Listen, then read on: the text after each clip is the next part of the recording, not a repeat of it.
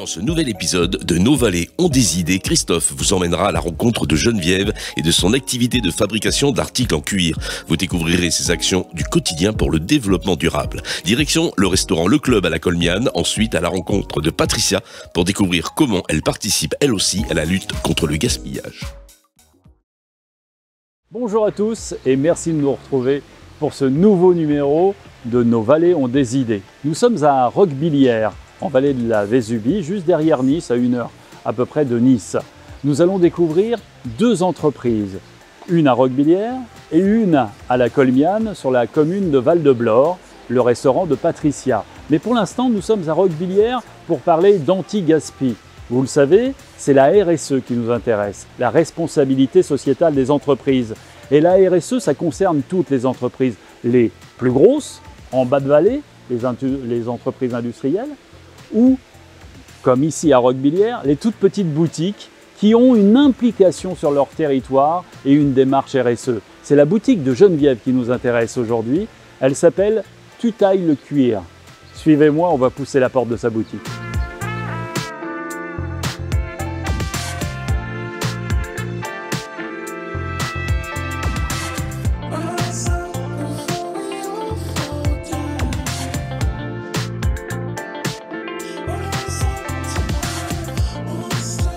Alors Geneviève, ici, on est dans votre atelier. Oui, absolument. Enfin, une partie de mon atelier. Ah, parce que vous en avez un autre? Oui, oui, ça c'est une autre histoire. Ah, un peu plus tard. Vous allez nous montrer? Mais absolument. Bon, d'accord.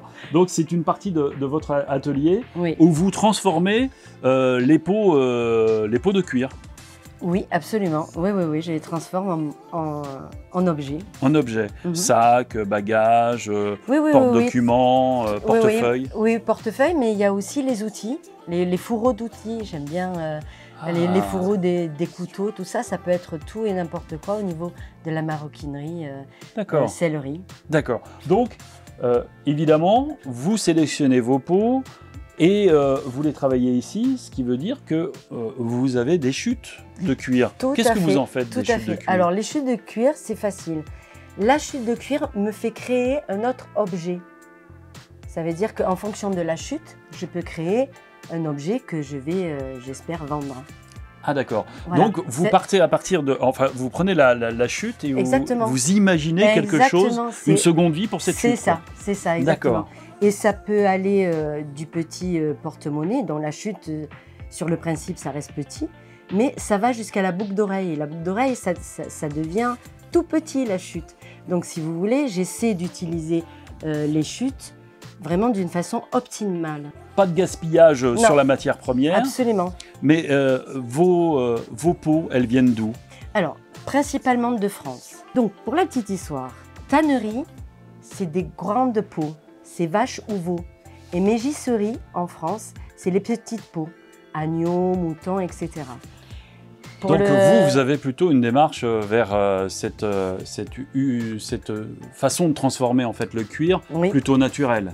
Oui, j'ai tendance à préférer ce genre de cuir, qui est une autre matière et aussi un autre travail. Oui, donc déjà vous avez cette démarche environnementale qui est de choisir des peaux travaillées de façon naturelle et non pas avec des ajouts de produits chimiques très polluants. Alors là, il y a des outils incroyables. Je vois même un maillet. Un maillet, oui. Mais il est en quoi? C'est du marbre? Qu'est-ce que c'est? Non, c'est pas du marbre, c'est du composite. Ah d'accord. Dites donc, vous avez des objets, faut faire attention. Il faut faire attention. Alors, vous nous avez dit tout à l'heure que vous aviez plusieurs ateliers dans votre boutique. Là, c'est le premier, où vous transformez les petites choses, c'est ça? Oui, voilà, c'est ça. Là, oui, absolument. Où je fais des finitions, là.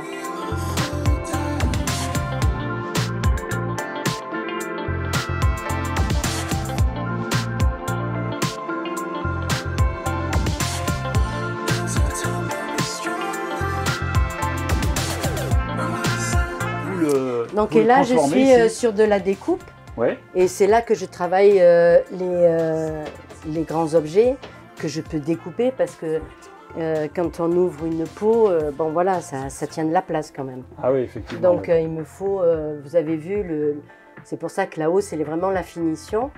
Et là, la préparation, plutôt Alors, la préparation. Vous avez une autre démarche qui est très importante aussi. C'est une démarche très particulière de Geneviève. Elle fait partie d'une opération qui s'appelle Répare Acteur. Répare apostrophe acteur. Tout à fait. Expliquez-nous.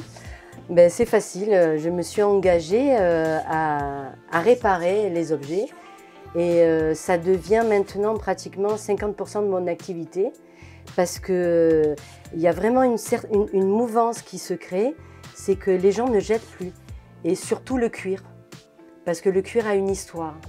C'est vrai. Ouais. Voilà, c'est l'histoire du sac de la grand-mère, c'est l'histoire, voilà, et donc il ne se jette pas, il est là depuis longtemps. Et puis après, ben, moi je suis là pour essayer de le faire revivre. D'accord. Parce que le plus important, c'est faire revivre l'objet.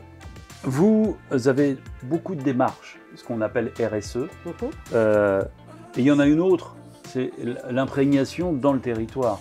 Parce que vous êtes Absolument. installé à Roquebillières, c'est pas par hasard, parce que vous Ouais. voulez faire vivre le territoire. Oui, oui. Je suis vraiment ce qu'on appelle un commerce local. Et ça, c'est vraiment formidable parce que d'une certaine façon, on crée une certaine animation dans le village, Oui. le fait d'être artisan, voilà. Oui. Et voilà, et je veux rester local, ça c'est sûr et certain. Merci Geneviève de nous avoir accueillis chez vous. Merci à vous. Et on se retrouve tout à l'heure à Val-de-Blore, à La Colmiane, la station de ski de La Colmiane, avec Patricia qui elle aussi a une démarche particulière dans son restaurant. Parfait. À tout à l'heure.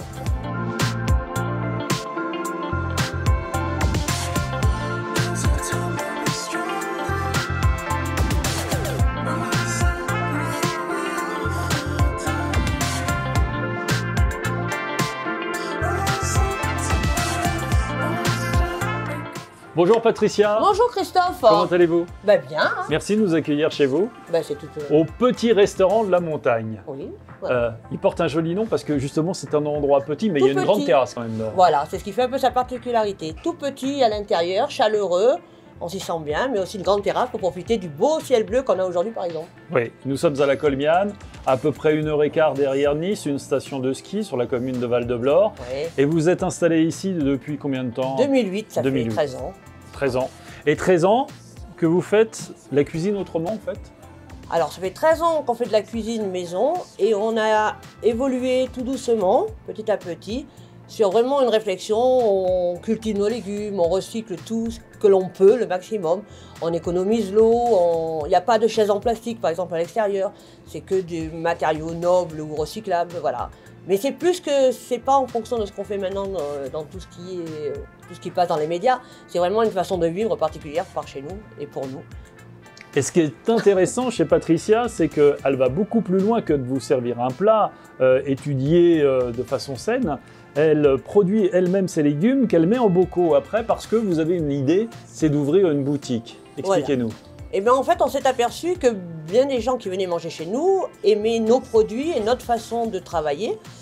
Donc en mettant en bocaux, en semi-conserve, nos plats ou nos ingrédients, que ce soit des légumes naturels, voilà, ils peuvent aussi manger chez eux avec nos produits sains, bons, naturels, ils n'ont qu'à le faire réchauffer. Ils nous ramènent les bocaux parce que c'est aussi ça l'idée, ce sont des emballages qu'on appelle recyclables à l'infini.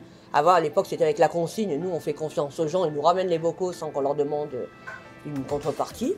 Et le fonctionnement s'est fait comme ça depuis l'hiver dernier, parce qu'il y a eu cette histoire du Covid, cette histoire où on ne pouvait pas servir à table. Donc il a fallu se renouveler et ça nous a permis de développer ce côté qu'on avait commencé, ne serait-ce que par les champignons qu'on ramasse, les choses les plus simples dans la nature. Et maintenant on fait voilà, tous nos légumes en bocaux, la soupe avec les légumes du jardin, les poires aux vinaigrettes. Enfin, ils ne sont pas les vinaigrettes, ils sont naturels, c'est vous qui mettez la vinaigrette bien entendu. Les champignons, bon, toujours et encore. Et tous les plats que vous préparez ici. Et tous les plats qu'on peut préparer. Alors pour parler un petit peu de la boutique Oui. et aussi du deuxième volet à votre démarche, à savoir la production, on va aller faire un petit tour un petit peu dehors, Oui, parce que voilà. juste devant le restaurant, vous avez un petit étal de produits et puis on va en discuter juste devant. On y va? D'accord, ça marche. Allez, on y va.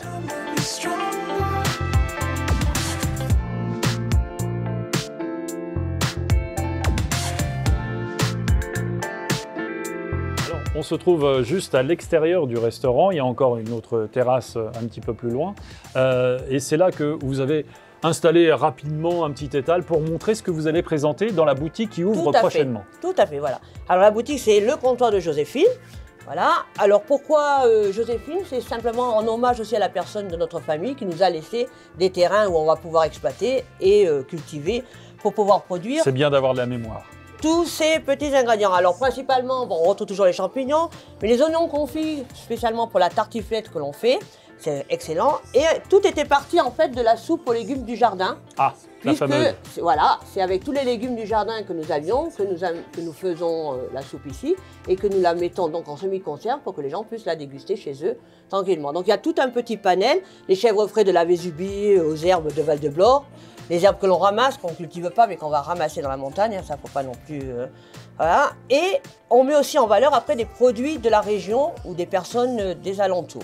Alors tous ces produits, vous avez envie de les produire vous-même de façon plus large. C'est pour ça que vous mettez en ce moment en terre un nouveau projet, oui. Un nouveau projet, oui. Voilà. Et ce qui est intéressant aussi chez Patricia, c'est que chez elle, rien ne se perd. On réutilise tout et surtout pas de gâchis.